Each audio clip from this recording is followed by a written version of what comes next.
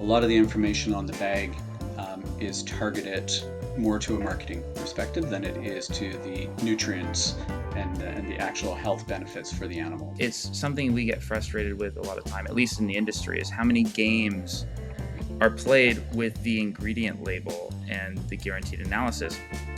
And the reality is you can't tell anything about the food from either of those. I mean, not anything. You can tell a little bit. Not much. But not much, yeah, because even the ingredient label statement can be totally manipulated. It always is. It always is, right?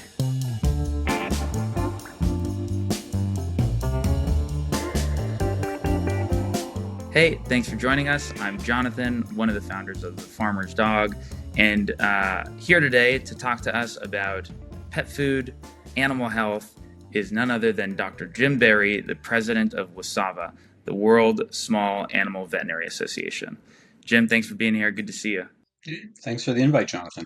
Appreciate it. Of course. So what is WSAVA? Can you just explain that? In a nutshell, the purpose of WSAVA is really to try and ensure that all companion animals across the globe have access to really high quality medical care and resulting in a very good standard of longevity, a good standard of life, so good animal welfare. So that's really what we're about from the animal perspective.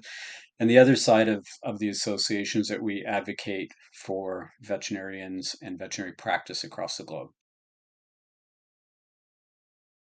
WSAVA also puts out very important guidelines around pet food and nutrition.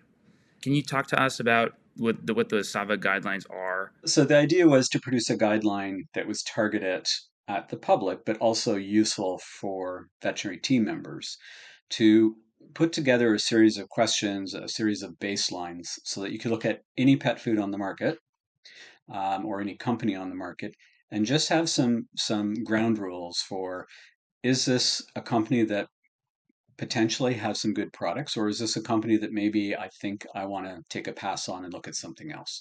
So it's a baseline that gives everybody just a framework to how to ask questions, how to make some rational decisions.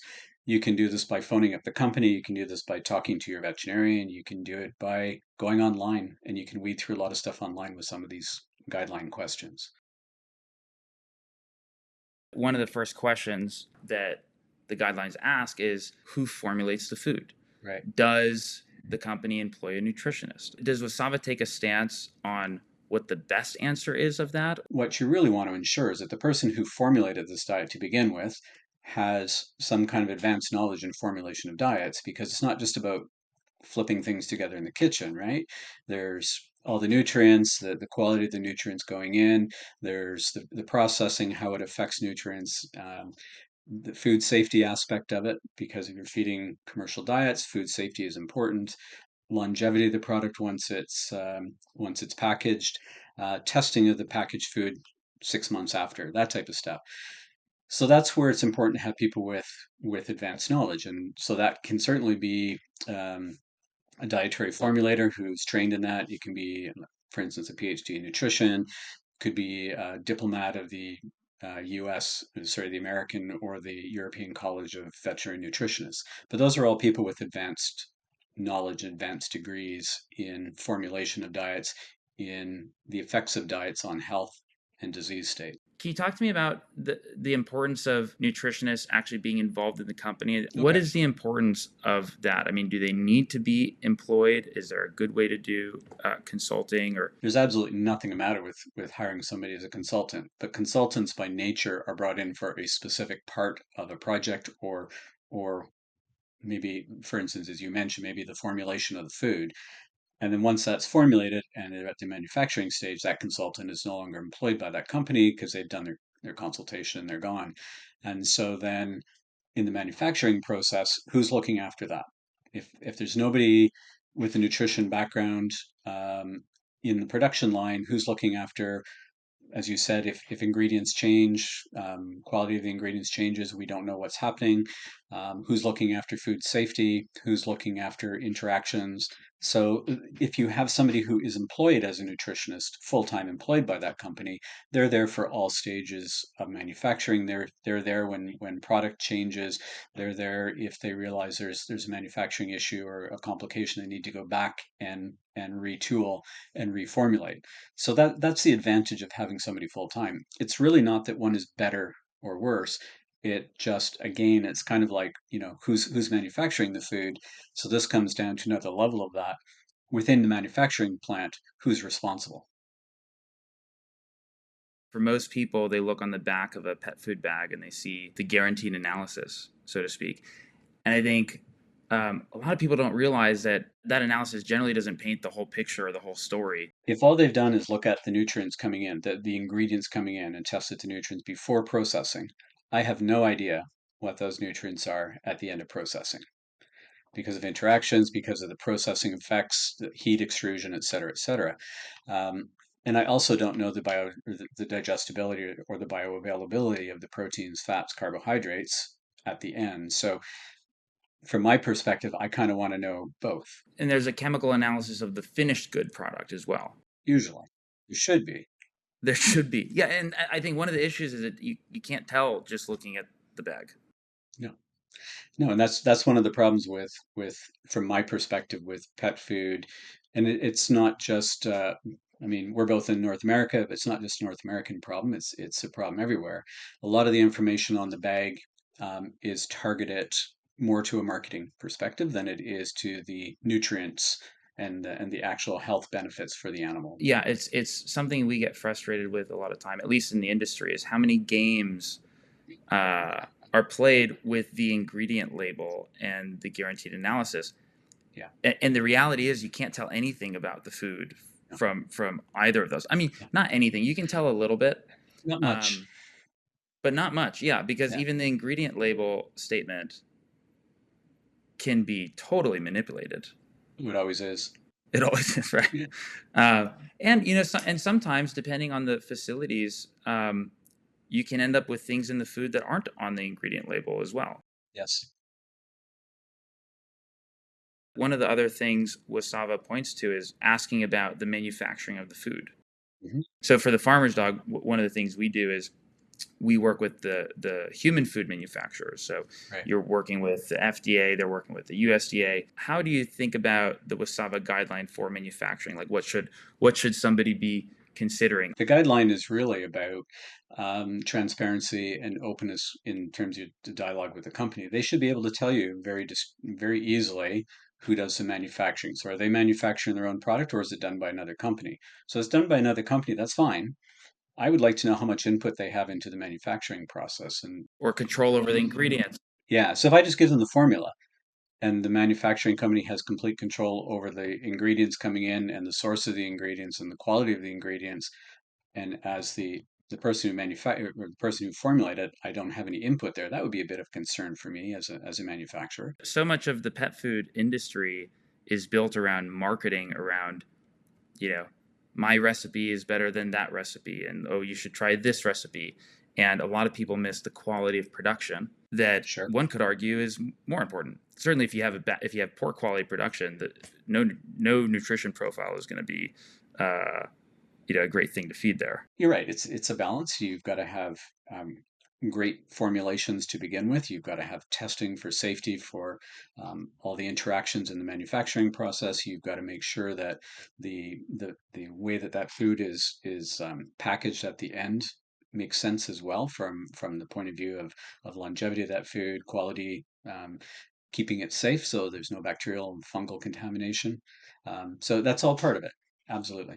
And the guidelines are trying to get people to think about those things and look at them as part of the whole package of nutrition. Talking about making food at home, Mm. maybe that's worth covering because I think a significant amount of people are making food at home these days. Yeah, if you are making food at home, and that is going to be, particularly if it's going to be a long-term diet. I mean, if it's a week or something, I'm not too worried about it. But if we're talking about doing this as an ongoing, pretty much exclusive diet for your pet, you really need to invest the time and the energy in finding a board certified nutritionist, and your veterinarian can help you with that. Because there are people who um, online will just give you recipes with questionable or probably no actual training. I don't care if it's a veterinarian, unless they're a veterinarian who knows how to formulate and has really advanced degrees in nutrition. They're not the person to do it. Your trainer, your groomer are not the person to do it. Your breeder is not the person to do it. You want somebody with a very strong science-based background in nutrition. So that's usually going to be a board certified veterinary nutritionist, or possibly an animal nutrition, like a PhD, master's in animal nutrition, who understands formulation, understands the cooking process and how things work. So it's really important that you get that kind of a recipe. And then it's also incredibly important that you follow it.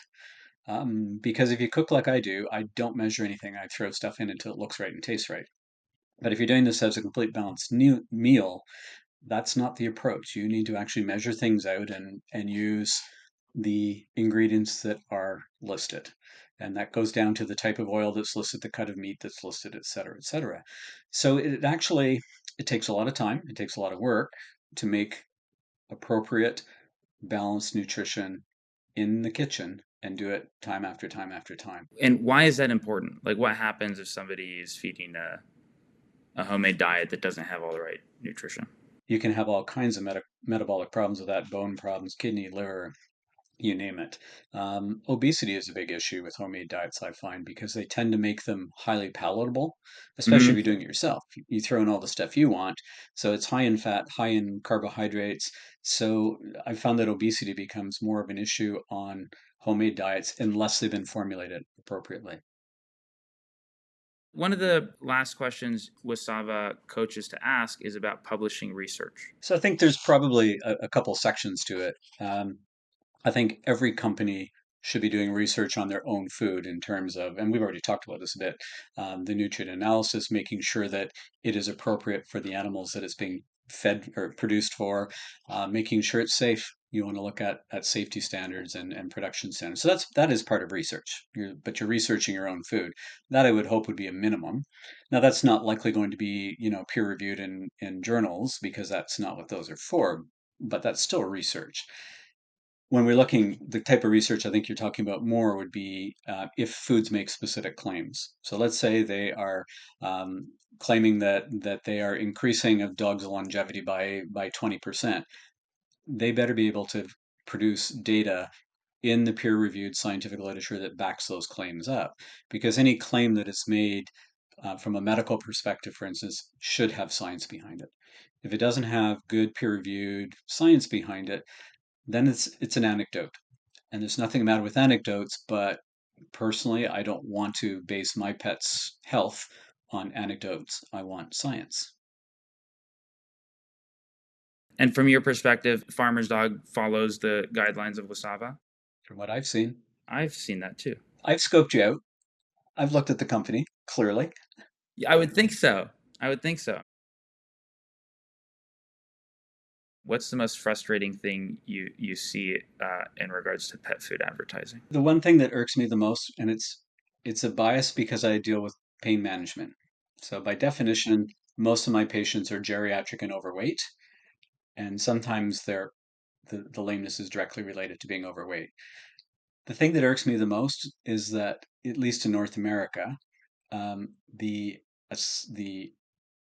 amounts suggested for feeding are nowhere near what they should be. They're always overestimating, and so we seem to have a sort of a situation where the companies are promoting overfeeding, which to me is promoting bad welfare. And that may be unfair, because there's a lot of things go into that. I understand that. I mean, they don't know if your dog lives outside in 30 below weather all winter, or whether he's inside on the couch by the fireplace. They don't know how active he is. They don't know medical problems. I get that. But there seems to be a pattern of, if you feed by the amount that it says on the bag, generally that, in my experience, that animal is going to be overfed. That to me is a problem. I would much rather that the companies dropped that and put in a feeding, like a body condition scoring and a muscle condition scoring chart, and told people to use that. It's so much more useful. It's easier, and it's medically it makes sense. Did you know that's what we do? I do know that actually, but I don't know any other company who does that. And maybe just briefly talk about the importance of a dog not being overweight. If I can start puppies and kittens with good nutrition and keep them lean and healthy and well muscled, not getting overweight, what I find from my perspective is I don't see nearly as many lamenesses. I don't see as many arthritic cases. And if they do develop it, it's not as severe. And they have good muscle tone to support arthritic joints, so they're not affected as badly by it. Fewer cancers, probably. There's questionable data on that. Less development of diabetes, particularly in cats, from what I've seen. Um, and if you just look at the metabolic role of fat, particularly abdominal fat, it's not just food or energy storage; it's also metabolic, and it produces a lot of inflammatory chemicals in the body. So if you already have an arthritic disease, which is inflamed by its very nature, so arthritis, for instance, and you have abdominal fat that's producing chemicals that increase that inflammation, then the dog is just, or the cat is going to be more painful, more inflamed, more stiff. And so and you've also got just the physical effect of having extra body weight on sore joints. I mean, that's an impact as well. From someone who works mainly with geriatric populations in pain, what I find is if I can keep animals lean and well exercised throughout their life, they have significantly fewer problems as they get older with pain and with immobility, and just their quality of life is just so much better. You want your dog to live a good quality of life longer? Cut back on the food, save money. You won't spend as much money giving vets money for treatments, and you won't spend quite as much money on the food because you're feeding less of it, and your dog is healthier and your cat is healthier. It's a win-win. I love that we have a company that that agrees with every statement, every part of that statement. I really appreciate the conversation, Jim. Thanks for the time. Thanks for everything you do with WSAVA and everything else in your practice as well. Very good.